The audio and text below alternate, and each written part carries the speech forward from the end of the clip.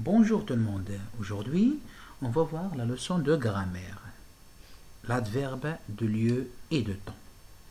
On va commencer par des phrases. Elle s'est couchée tard le soir. Hier, Salim est arrivé tôt en classe. Le robot se déplace dans tous les sens, à droite, à gauche, en avant et en arrière. Dehors, il fait froid, il faut rester à l'intérieur. Très bien. Quelle est la nature des mots écrits en couleur? Les mots écrits en couleur sont des adverbes. Très bien.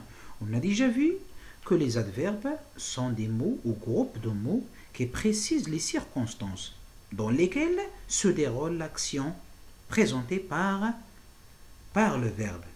Très bien. Regardez bien ces adverbes-là. Par exemple, tard. Il indique quoi? Tard, il indique le temps. Hier Il indique aussi le temps. et tôt. Il indique aussi le temps.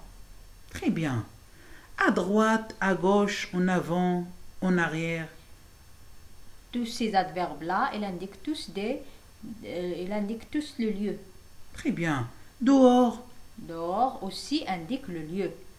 Alors on voit que il y a des adverbes qui précisent le temps et des adverbes qui précisent le lieu.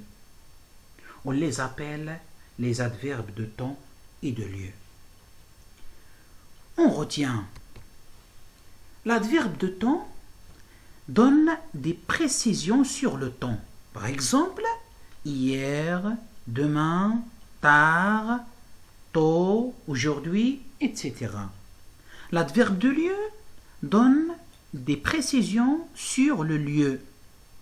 Par exemple, ailleurs, dehors, à droite, à gauche, en avant, en arrière, etc., etc. Maintenant, on va faire une petite application.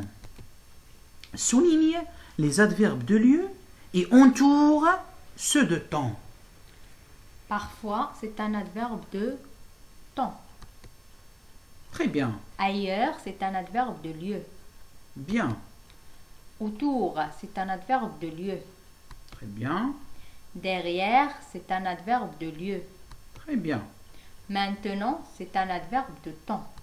très bien. Dedans, c'est un adverbe de lieu. Oui, Longtemps, c'est un adverbe de temps. très bien, Dehors, c'est un adverbe de lieu. bien, Dessous, c'est un adverbe de lieu. très bien. Donc j'espère que vous avez bien compris la leçon et merci pour votre attention et à la prochaine.